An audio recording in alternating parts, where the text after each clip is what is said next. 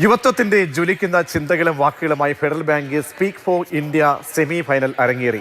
8 പേരാണ് ഗ്രാൻഡ് ഫിനാലയിലേക്ക് തിരഞ്ഞെടുക്കപ്പെട്ടത്.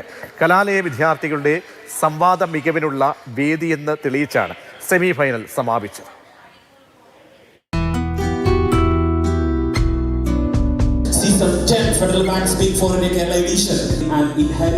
ഫെഡറൽ ബാങ്ക് മാതൃഭൂമിയുമായി ചേർന്നൊരുക്കുന്ന സ്പീക്ക് ഫോർ ഇന്ത്യ 10ാം എഡിഷനിലെ സെമിഫൈനൽ മത്സരമാണ് തിങ്കളാഴ്ച കളമശ്ശേരി SCMS കോളേജിൽ നടന്നത്.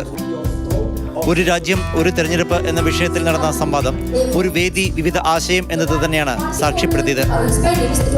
ഫെഡറൽ ബാങ്ക് ഹോർമിസ് മെമ്മോറിയൽ ഫൗണ്ടേഷന്റെ CSR പദ്ധതിയുടെ ഭാഗമായ സ്പീക്ക് ഫോർ ഇന്ത്യ കലാലയ വിദ്യാർത്ഥികളുടെ സംവാദ മികവിനുള്ള വേദിയാണെന്ന് അടിവരയിടുന്നതായിരുന്നു ഓരോരുത്തരുടെയും പ്രകടനം.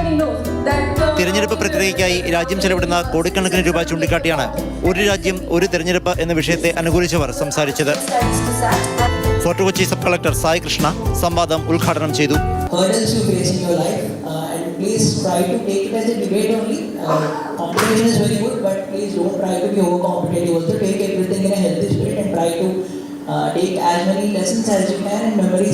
Mathrubhumi deputy general manager media solutions Vishnu Nagappally, unit manager Aishwaryadas, deputy chief manager K Aneesh, SCMS college vice chairman doctor Radha P Thevannoor, director Pradeep Nair തുടങ്ങിയവർ സംസാരിച്ചു.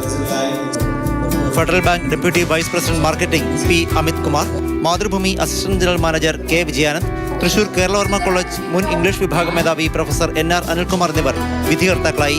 സെമിഫൈനലിൽ നിന്ന് 8 പേരാണ് ഗ്രാൻഡ് ഫിനാലയിലേക്ക് തെരഞ്ഞെടുക്കപ്പെട്ടത്. മാതൃഭൂമി ന്യൂസ്, കൊച്ചി.